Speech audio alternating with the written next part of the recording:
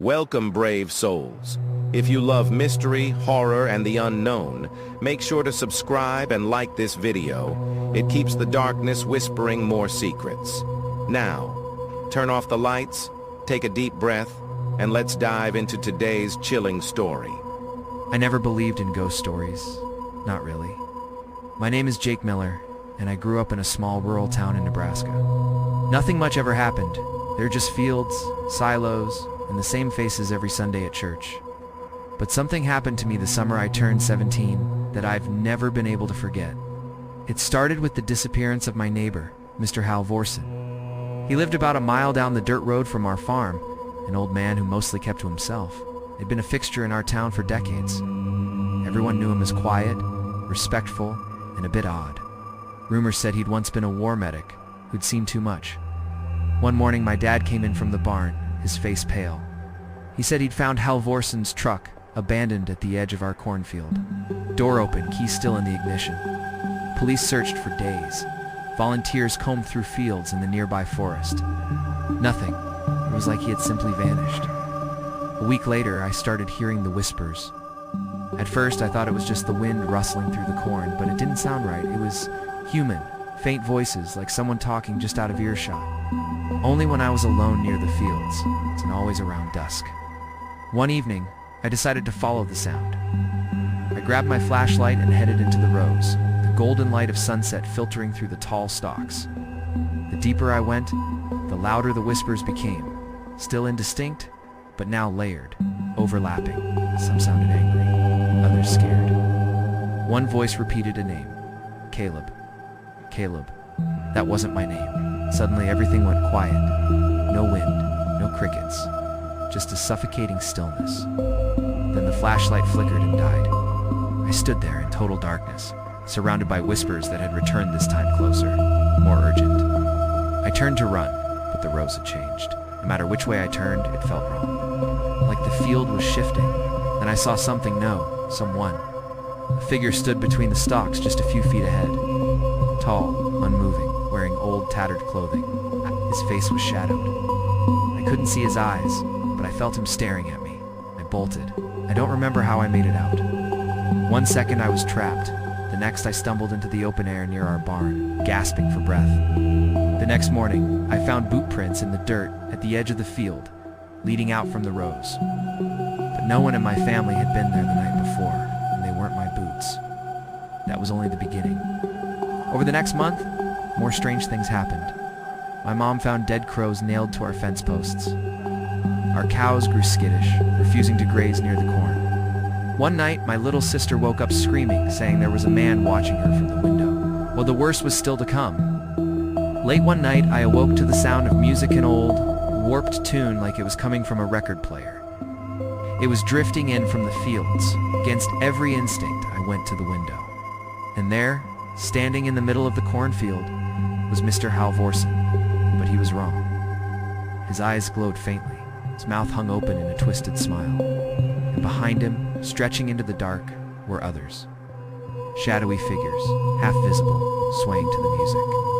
The moment I blinked, they were gone. The next morning, the corn at the center of the field had withered into a perfect circle, dead and blackened.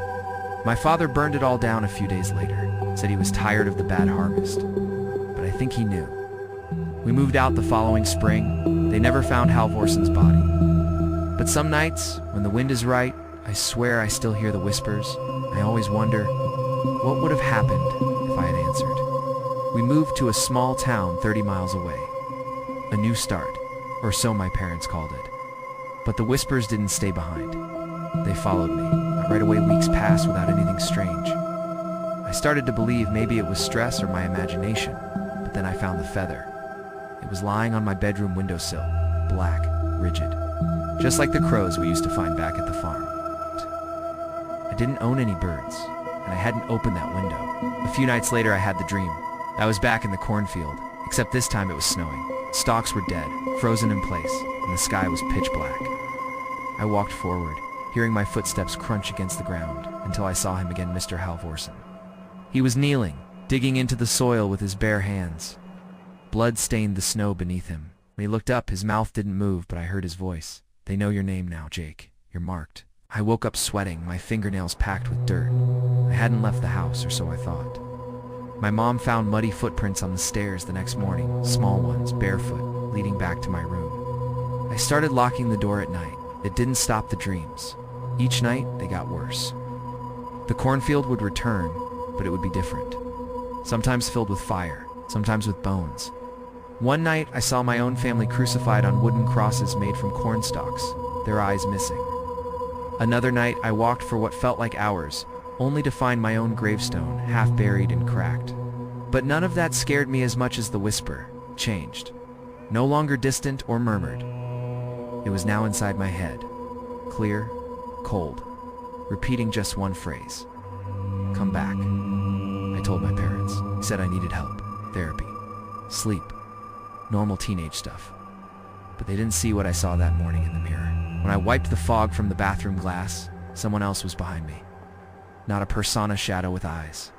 Black eyes. Watching, waiting, I turned around and it was gone. But the mirror had fogged again. And this time, words were written into it. Open the door. That night I didn't sleep, sat by the window clutching a baseball bat. Around 2:17 a.m. the music started again. That same warped record tune I'd heard back at the old farm. But there was no record player, just the sound, rising from the woods behind the house. I made the worst mistake of my life. I opened the door. The air outside was colder than it should have been. The music stopped. The world held its breath. Then me saw them, shapes moving between the trees, dozens of them. Some tall, some crawling, some dragging what looked like sacks. One of them stepped into the light. It wore my father's face. But the eyes were empty. Black holes. And the smile was stitched shut. I screamed, slammed the door, locked it, but I knew it didn't matter anymore. Because I had answered. They had followed me, and now they were inside. I thought locking the doors would keep them out. I thought hiding in my room, covering the windows, surrounding myself with every light I owned would make a difference. But I didn't understand what I was dealing with. They weren't spirits, they weren't people. They were something older, something hungry. The night after I saw the thing with my father's face, the electricity went out. Not just in our house everywhere. The whole town sank into darkness. Phones were dead. Even battery-powered lights wouldn't work. Like the air itself was choking the current. I sat in my room alone, listening. At first it was silence, then came the scratching. Inside the walls, beneath the floorboards, something was moving, crawling, clawing. Then came the knocking. Not on the front door, not on my closet. Slow, steady, measured. I stared at it for what felt like hours. Then the door handle began to turn. I ran. I didn't look back. I grabbed my jacket and a flashlight that barely flickered, and I ran outside into the cold. My breath fogged in the air. Looked around. Our neighborhood was unrecognizable. The houses were still there, but different. Windows shattered. Doors open. No light, no sound. Just a thick fog rolling in across the street. I saw shadows moving between houses, limping, dragging limbs, heads twitching unnaturally. I kept moving. I ran to my friend Tyler's house 2 blocks away. I knew he'd believe me. He always did. But when I got there, the front door was already open. I called out his name. No answer. I stepped inside. The air smelled like iron and rot. The floor was sticky. My flashlight flickered over the hallway walls and I saw symbols scratched into the paint. Circles, eyes, mouths sewn shut. Tyler's voice called from upstairs. Faint. Jake, help me. I rushed up, heart pounding. His room was dark, but the closet door was open. I approached it slowly. Tyler. No answer. Just breathing. Heavy, ragged. Then a hand reached out gray, with long nails, and grabbed my wrist. But it wasn't pulling me in. It was holding me in place. And from behind me I heard the voice again. You answered, Jake. You belong to us now. I turned, and the hallway was gone. The house was gone. Everything was black. A black so deep it felt alive. And from that darkness, figures emerged. Dozens of them. Hundreds. Some had no faces. Others had too many. Some wore my friend's clothes. Others wore mine. And all of them whispered at once. Return. Return. Return. I woke up in a field. At first I thought I was back at the old farm, but the sky was wrong. It wasn't night. It was a bruised, endless red. The corn was gone, replaced by tall, pale grass that cut into my skin when I moved. In the distance, a barn stood. Except it was upside down, its roof buried in the ground, its doors pointing at the sky. I walked toward it because I had no other choice. With every step, I heard the whispers grow louder. He comes, comes. I reached the barn. Inside, hanging from the rafters like meat, were people. Hundreds of them. All whispering, all staring, and in the center was me, or something wearing my face. Pale, mouth sewn shut, eyes wide and glowing white. I stared at it. It smiled without moving, and then I understood. This wasn't a dream. It never had been. When I opened that door, I didn't let them in. They let me out. I'd crossed into their world, and there was no going back. The copy of me standing there, that's what went home. So it sleeps in my bed now, eats at my table, smiles at my family. But it's not me. It never blinks. It never sleeps. And sometimes when I scream loud enough, it turns its head slightly like it hears me, trapped, forever. So if you ever hear a whisper in the corn, or music at night, or your name spoken from the dark, don't answer, don't follow, don't open the door, because once you do, they know who you are. They never let go. I stopped counting the days. Time doesn't work the same here. The sky never changed. It stays bruised, sickly red, as if the sun is trapped behind blood-soaked clouds. There's no wind, there's no warmth, just cold that seeps into your bones and never leaves. I don't sleep anymore, not really. I close my eyes and I see them, the watchers. Silent things with faces like porcelain masks, always standing at the edge of whatever place I find myself in. Watching, waiting. Every time I blink, they're closer. I tried running. I tried screaming. I even tried hurting myself to wake up, but there is no waking up from this, because this is not a dream. This is where they keep you once you've seen them, once you've listened too long. This is the other side. A place built from your memories and twisted into nightmares. At first I wandered through fields that resembled my hometown, except the houses were upside down, and the trees whispered my name in voices I recognized. I saw my sister's bike lying in the road, but it was melted, fused into the pavement. I saw my high school bud inside. Every door opened to the same dark room filled with flickering TVs, each playing footage of me, staring directly into the camera, saying nothing. Then I met the others. People like me, trapped, broken, fading. One girl named Abby said she'd been here since 1984. She looked 17, but her eyes were ancient. She whispered that the longer you stay, the more you forget. First your memories, then your name, then your face.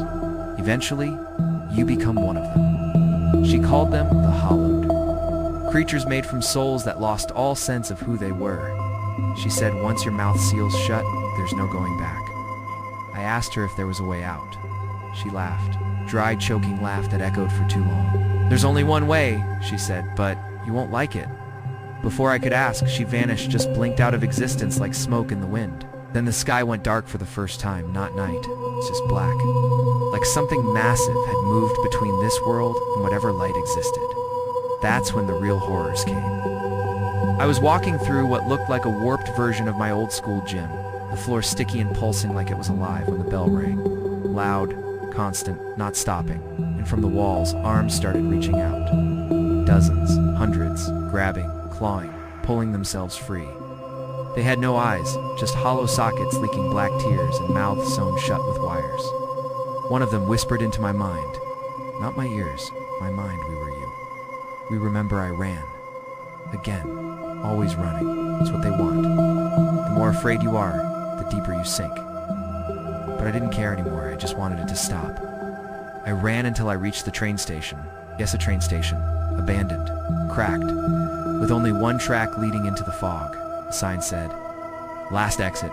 No one else was around. Just a single train, car black, ancient, humming with a low sound like distant thunder.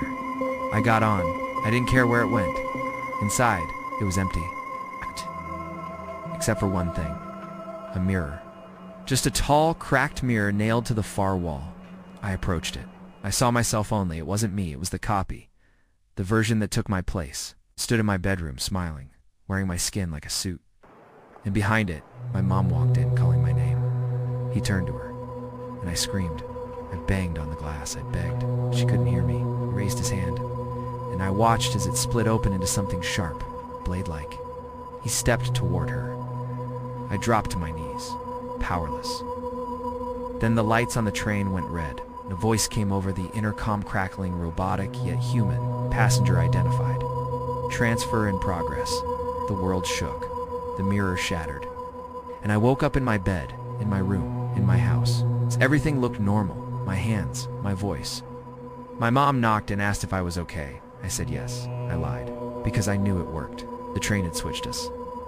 I was back, but I wasn't alone. Sometimes when I look in the mirror now, the reflection lags behind, just for a second, and it smiles when I'm not smiling. And sometimes at night, I hear the train whistle far away, deep underground, and I know the place is still there, watching, waiting. And worst of all, I don't think I'm really me anymore. I tried to pretend that I was normal again, so that I was safe, that I had escaped, but something was wrong. I started noticing little things. At first, it was small. My dog growled at me every time I came near. My bedroom light flickered whenever I was angry. My own reflection would blink even when I didn't. Then came the dreams. Not dreams, actually. More like memories. But not mine. I'd see people I didn't recognize, places I'd never been. A woman crying beneath a staircase. A boy drowning in a tub full of black water.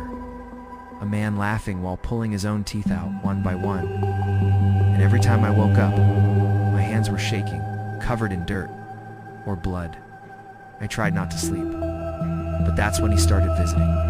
The one who wore my face before I came back. I'd see him standing in the corner of my room at night, not moving, not breathing, just watching.